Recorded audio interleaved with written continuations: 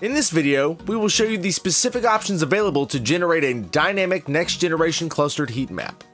If you haven't already installed the tools needed to use the NG-CHM, we covered these basics in a previous video. Begin by making sure that you are logged in. Next, you want to import a tab-delimited data matrix file to work with. Click the import button at the top left of the tools menu, select your file, and click start to bring it into the system. When the file turns green, it is ready to be used. Next, you want to select the NG-CHM heat map creation tool from the menu on the left. This will bring up the settings dialog box. At the top, select your original data matrix file. Input a name, which is viewable in the heat map viewer. Under that, there is space for an optional longer description of the heat map that will also be displayed in a tooltip pop-up on the viewer. Next is the data summarization method.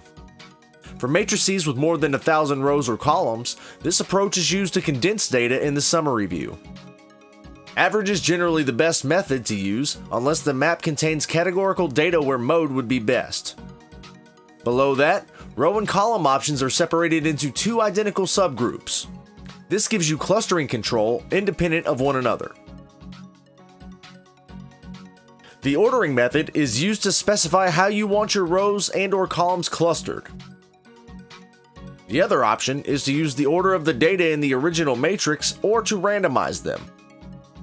If clustering is selected, a distance metric is needed to measure the similarity of any two columns, and a clustering method is needed to specify the algorithm for clustering. You can get details on these clustering options from the documentation on the rhclust function. Generally, the ward clustering method is a good default. It is easy in Galaxy to rerun the tool and try out other distance measures or clustering methods. Covariant bars are annotations associated with the rows or columns, for example, smoker status, age, or gender. Adding covariant bars to a heat map can provide insights about the members of various clusters in the map. The generator tool allows the addition of dynamic numbers of rows and/or column covariant bars. To add a covariant bar, click on the Insert button. The name entered here will display as a covariant name on the heat map. The covariant bar file needs to be loaded into Galaxy prior to running the tool. The covariant file is also a tab-delimited file. This file should only have two tab-delimited columns of data.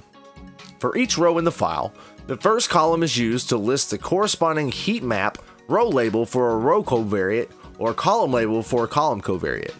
The second column is the numeric value for continuous covariates or a category for the label in column 1.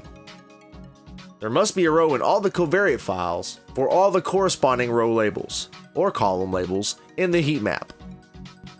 Next click execute, and your file will show up in the history on the right. The file will turn green when it is ready to be viewed. Next, click on your file. Then at the bottom of that dialog box, click the graph icon. Then select the NG-CHM heat map. Next, I will show you a few examples of these settings and their visualization outputs. Euclidean ward with a column categorical covariant.